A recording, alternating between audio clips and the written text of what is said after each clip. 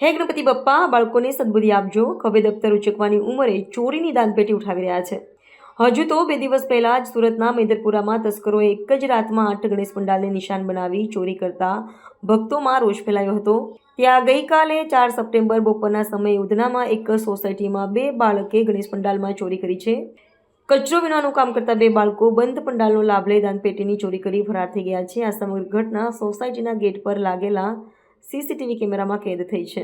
બપોરના સમયે જ્યારે ગણપતિ પંડાલ બંધ હતો ત્યારે 2 અજાણ્યા બાળકો સોસાયટીમાં પ્રવેશ્યા હતા. તેમણે સૌપ્રથમ ગણેશ પંડાલનો પડદો ઊંચો કરી અંદરનો માહોલ જોયો. તેઓ પંડાલમાં બધું નિરીક્ષણ કરી રહ્યા હતા. દરમિયાન એક ત્રીજું બાળક પણ માથે ભરેલો કોથળો લઈને ત્યાં આવે છે. આ 2 બાળકોએ બાળકને પાછું મોકલી દે છે. બાદમાં એક બાળક પંડાલમાં ઘૂસી જાય છે અને બીજું બાળક પંડાલની આસપાસ આંટા મારીને ધ્યાન રાખી રહ્યું છે. થોડી મિનિટ પછી તે પાછો પંડાલ તરફ આવે છે અને પડદો ઊંચો કરીને પંડાલમાં રહેલા બાળક સાથે કોઈ વાતચીત કરે છે. પંડાલમાં રહેલું બાળક દાનપેટીને ખસેડીને જમણી તરફના ભાગ તરફ એકદમ પડદાની પાસેવાળી જગ્યા પર લાવી દે છે. બાદમાં તે પંડાલમાંથી બહાર નીકળી જાય છે. બાદમાં બંને બાળક ત્યાં નીકળી જાય છે અને થોડી મિનિટો બાદ 2 બાળક એક સફેદ કલરના ખાલી કોથળા સાથે પંડાલની એ જગ્યા પર જ આવી જાય છે. બાદમાં એક બાળક પંડાલમાં ડોકાચ્યું કરીને જુએ છે. બાદમાં એક બાળક સ્ટેજ પરથી પંડાલની જમણી તરફના ભાગે જાય છે તો બીજું બાળક સફેદ કલરનો ખાલી કોથળો લઈને સ્ટેજની ફરતે ફરીને પંડાલના જમણી તરફના ખૂણાવાળા ભાગ તરફ જાય છે.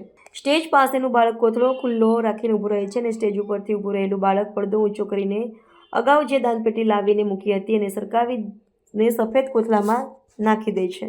બાદમાં નીચે ઊભેલું બાળક આગળ ચાલવા માંડે છે અને દાનપેટી સરકાવનાર બાળક ખભે દાનપેટી ભરેલો કોથળો નાખીને તેની પાછળ ચાલે છે.